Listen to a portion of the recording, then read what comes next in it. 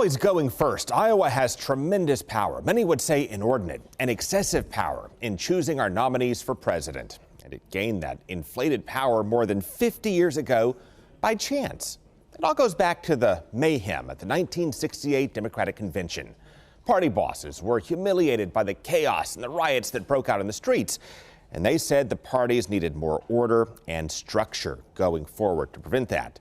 And among other new rules, they required states to advertise their primary and caucus dates well in advance. And since Iowa had a complicated four-part selection process, it had to start earlier than every other state in the nation just to meet the new notice requirements. Made the 1972 race a little more interesting and likely changed the course of history in 1976. I didn't have any political organization, not much money, nobody knew who I was. Yeah, Jimmy Carter, who had a knack for retail politics, clicked with Iowa voters, and they turned him from a self-described nobody into the man to beat. Up and down the streets, factory shift lines, barbershops, beauty parlors, restaurants, shaking hands. The dark horse candidate wiped out the competition in Iowa and became the next president. And then Democrats and Republicans in Iowa truly recognize the power of going first. So they joined forces and helped pass a law requiring Iowa to always go first.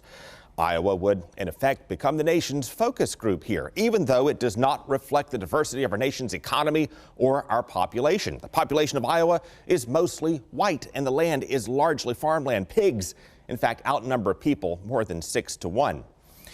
So 13 years ago, Florida tried to cut into Iowa's inflated clout. Former Governor Charlie Crist moved the Florida primary up to January. This moves Florida up in the picking of the next leader of the free world. But then other states clamored to move up their dates as well. You got a chain reaction, and party bosses in Iowa and New Hampshire said Florida therefore had no right to cut in line. And the party bosses took Iowa and New Hampshire's side on that and punished Florida by yanking delegates. So Florida decided to drop back to March, where we are today, and Iowa held on to its unusual power in screening candidates, with a process of choosing them that is quite unusual in itself. For example, Iowa Democrats even have 4 satellite caucus sites in Florida if they're staying in our state during their caucuses.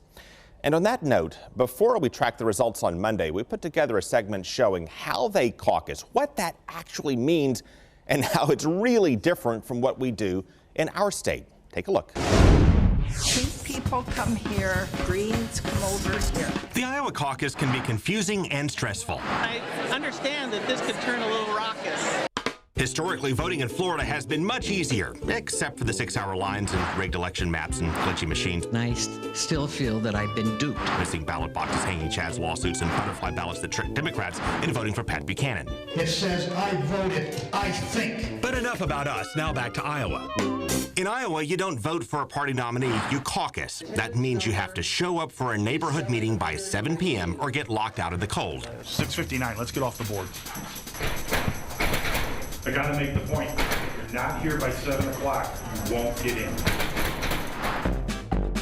If you do get in, you have to stand around for a while, then Republicans scribble names and draw them out of a hat. If you can write T-R-U-M-P, you have just caucused for Donald Trump. And when we say draw them out of a hat, we mean that literally. Mike Huckabee. Democrats make it a little more complicated. You come talk to us, and that's the offer we have. They break into groups based on which candidates they like. Then at this time, you need to move to your preference group. Then the leader uses a formula to figure out which groups have enough people to be considered legitimate. If you are not into ranks of 10, you need to get into it. Some groups are then told they're not viable in front of everybody. And those groups deemed unviable are then subjected to peer pressure to join other, more successful groups. Come and join our group. Yeah. Yes. And then the groups deemed unviable literally walk away from the candidate they wanted to somebody else. And that's how they make decisions that wipe out most of the field long before they ever make it to Florida. Okay, join us Monday. We'll track the results that will set the stage for the Florida primary as we find out who the Democrats will pick to challenge President Trump.